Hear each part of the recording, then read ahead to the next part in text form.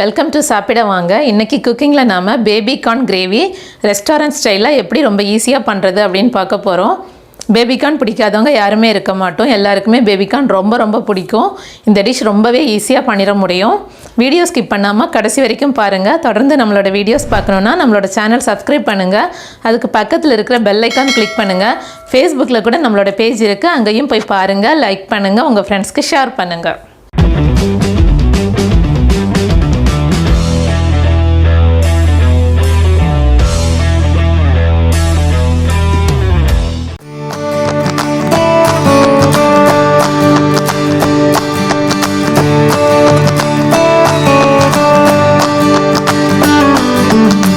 Restaurant ஸ்டைலில் baby corn gravy பண்ணுறதுக்கு first மிளகா வத்தல் ஒரு 7-8 மிளகா வத்தல் எடுத்துக்கோங்க. நல்லா தண்ணியில் கழுவிட்டு ஊற வச்சுடுங்க. அதே மாதிரி 10லேருந்து 12 முந்திரி எடுத்துக்கோங்க. அதையும் தண்ணியில் ஊற வச்சுக்கோங்க. ரெண்டுமே அரை மணி நேரம் நான் ஊற வச்சுட்டேன்.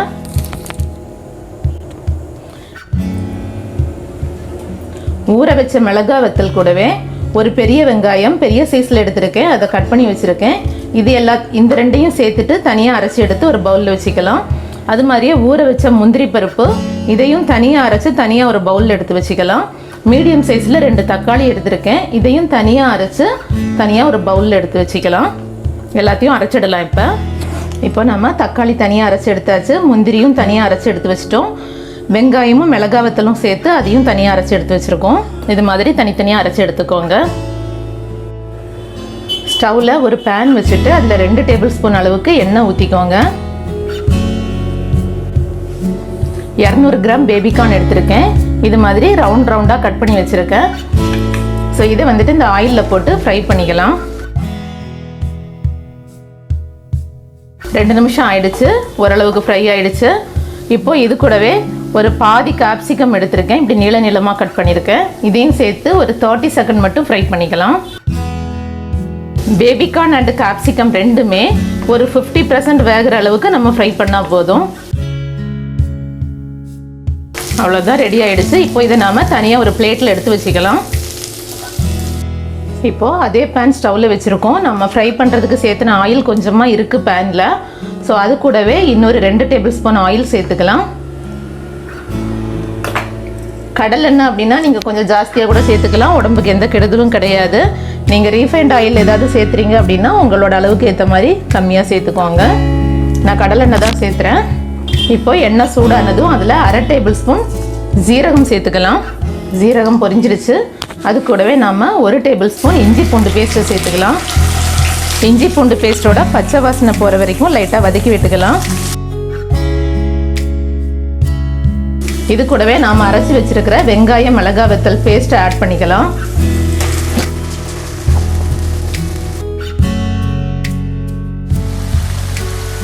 நல்லா மிக்ஸ் பண்ணி விட்டாச்சு. இது கூடவே கொஞ்சமாக உப்பு சேர்த்துக்கலாம்.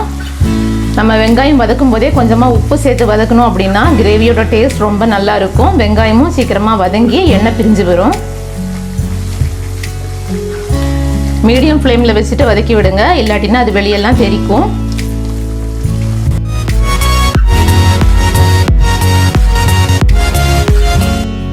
பேபி கார்ன் கிரேவியோட வெங்காயம் பேஸ்ட் கொஞ்சம் வதங்கட்டும். நாம் அதுக்குள்ளே ஒரு டிப்ஸ் பார்த்துடலாம். ஃபெஸ்டிவல் டைமில் நாம் வீட்டில் நிறையவே பலகாரம் பண்ணுவோம். முறுக்கு, அதிரசம், இந்த மாதிரி ஆயிலில் நல்லா ஃப்ரை பண்ணி எடுக்கிற மாதிரி பலகாரம் நிறையவே பண்ணுவோம். இதெல்லாம் நம்ம அப்படியே ஒரு பாக்ஸில் போட்டு வைக்கும்போது கொஞ்ச நாள்லையே எண்ணெய் வாடை அடிக்க ஆரம்பிச்சிடும். அந்த ஸ்மெல் இருந்துச்சுன்னா நம்மளால் அந்த ஸ்நாக்ஸை சாப்பிடவே முடியாது, வேஸ்ட்டாக போயிடும். ஸோ அந்த மாதிரி ஆகாமல் இருக்கணும் அப்படின்னா ஒரு சின்ன கிளாத் எடுத்து அதில் கொஞ்சமாக கல்லுப்பை முடிஞ்சு நம்ம எந்த பாக்ஸில் பலகாரம் வைக்கிறோமோ அந்த பாக்ஸுக்குள்ளேயே போட்டு வச்சுருங்க. இப்படி வைக்கும்போது அந்த எண்ணெய் பிசுக்கு வாசனை வரவே வராது. நாம் செஞ்சு வைக்கும்போது எப்படி ஃப்ரெஷ்ஷாக பண்ணுறோமோ அது மாதிரியே இருக்கும். ஸோ இது மாதிரி நீங்களும் இனிமேல் பலகாரம் ஸ்டோர் பண்ணும்போது ட்ரை பண்ணி பாருங்கள். எண்ணெய் பிரிஞ்சு வர ஆரம்பிச்சிடுச்சு. இப்போது 1/4 டீஸ்பூன் மஞ்சள் தூள், 1/2 டீஸ்பூன் மல்லித்தூள், 1 டீஸ்பூன் மிளகாய் பொடி. ஏற்கனவே நாம் மிளகா வத்தல் சேர்த்துருக்கோம், வெங்காயம் கூடவே சேர்த்து அரைச்சிருக்கோம். அதனால உங்களுக்கு காரத்துக்கு ஏற்ற மாதிரி பார்த்து போட்டுக்கோங்க. உங்களுக்கு கம்மியாக வேணும்னா கம்மியாக கூட மிளகாய் பொடி சேர்த்துக்கோங்க. 3/4 டீஸ்பூன் கரம் மசாலா சேர்த்துட்டு நல்லா மிக்ஸ் பண்ணிக்கலாம். இது கூடவே 2 மீடியம் சைஸ் தக்காளி நல்லா ஃபைன் பேஸ்ட்டாக அரைச்சி வச்சுருக்கேன், இதையும் சேர்த்துக்கலாம். சேர்த்துட்டு நல்லா எண்ணெய் பிரிஞ்சு வர வரைக்கும் நல்லா வேக விட்டுறலாம். நல்லா எண்ணெய் பிரிஞ்சு வர ஆரம்பிச்சிருச்சு. இப்போ நாம் ஏற்கனவே வதக்கி வச்சிருக்கிற கேப்சிகம் பேபிக்கான இதில் மிக்ஸ் பண்ணிக்கலாம். ஒரு நிமிஷம் இந்த மசாலாவோட சேர்த்து நல்லா புரட்டி விடுங்க. இது கூட 1 டம்ளர் தண்ணி சேர்த்துருக்கேன். 200 ml வாட்டர் சேர்த்துருக்கேன். சேர்த்துட்டு நல்லா மிக்ஸ் பண்ணி விட்டுட்டு தேவையான அளவுக்கு சால்ட்டு போட்டுக்கோங்க. நம்ம வெங்காயம் வேகும் போதே கொஞ்சமாக சால்ட்டு போட்டிருக்கோம், அதனால இப்போ பார்த்துட்டு போட்டுக்கோங்க. திரும்ப ஒரு 1/2 டீஸ்பூன் போடுறேன் நான். நல்லா மிக்ஸ் பண்ணியாச்சு. இப்போ இதை மூடி வச்சுட்டு ஒரு 5 நிமிஷம் நல்லா கொதிக்க விட்டுடலாம். இடையிடையே ஓப்பன் பண்ணி கொஞ்சமாக கிளறி விட்டுக்கோங்க. நல்லா எண்ணெய் பிரிஞ்சு வரணும். கிரேவியும் கொஞ்சம் நல்லா திக்காக வரணும். உங்களுக்கு எந்த அளவுக்கு திக்னஸ் வேணுமோ அந்தளவுக்கு வச்சுக்கோங்க. 5 மினிட் ஆகிடுச்சு. நல்லா எண்ணெய் பிரிஞ்சு வந்துடுச்சு. நல்லா கெட்டி ஆகிடுச்சு. அரைச்சி எடுத்து வச்சுருக்கிற முந்திரி பேஸ்ட் ஆட் பண்ணிக்கலாம். உங்கள்கிட்ட முந்திரி பருப்பு இல்லை அப்படின்னா மில்க் க்ரீம் ஆட் பண்ணிக்கலாம். மில்க் க்ரீமும் இல்லைனா கூட கெட்டி தயிர் ஆட் பண்ணிக்கலாம். தயிர் வந்துட்டு புளிப்பு இல்லாத தயிராக இருக்கணும். இந்த முந்திரி பருப்போட பச்சை வாசனை போகிறதுக்காக ஒரு நிமிஷம் மட்டும் அப்படியே நல்லா மிக்ஸ் பண்ணி விட்டு வேக விட்டுறலாம். நம்ம முந்திரி பருப்பு பேஸ்ட்டு சேர்க்கும்போது ஃப்ளேவர் ரொம்ப சூப்பராக இருக்கும். ரெஸ்டாரண்ட்டில் சாப்பிட்ற அதே டேஸ்ட் நமக்கு கிடைக்கும். 1 நிமிஷம் ஆயிடுச்சு. இப்போது இது கூடவே ஒரு 1/4 டீஸ்பூன் மிளகு, நாம் பொடி பண்ணி வச்சுருக்கோம் இல்லையா அந்த கசூரி மேத்தி எப்போவுமே எம்டி பேனில் லைட்டாக வறுத்துட்டு ஹீட் பண்ணால் போதும். வறுத்துட்டு அப்படியே கை வச்சு பொடிச்சிங்கன்னா பொடியாயிடும். அந்த மாதிரி செஞ்சே யூஸ் பண்ணுங்கள்.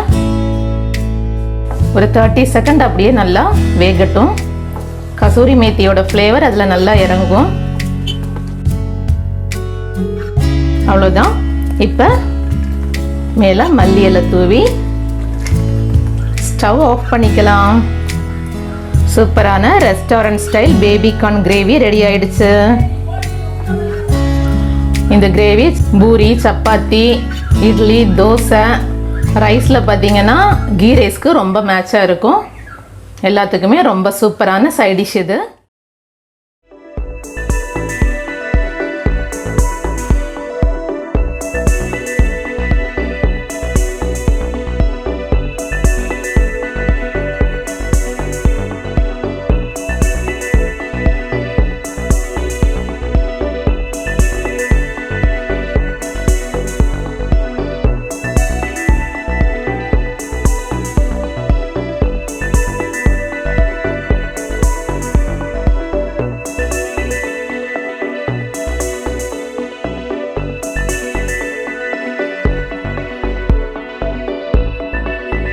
இது மாதிரி நீங்களும் வீட்டில் ட்ரை பண்ணுங்கள். எப்படி இருக்குன்னு கமெண்டில் சொல்லுங்கள். இந்த டிஷ் பிடிச்சிருந்தா லைக் பண்ணுங்கள், உங்கள் ஃப்ரெண்ட்ஸ்க்கு ஷேர் பண்ணுங்கள். டேஸ்டியாக சாப்பிடுங்க, ஹெல்த்தியாக இருங்க. Thank you so much.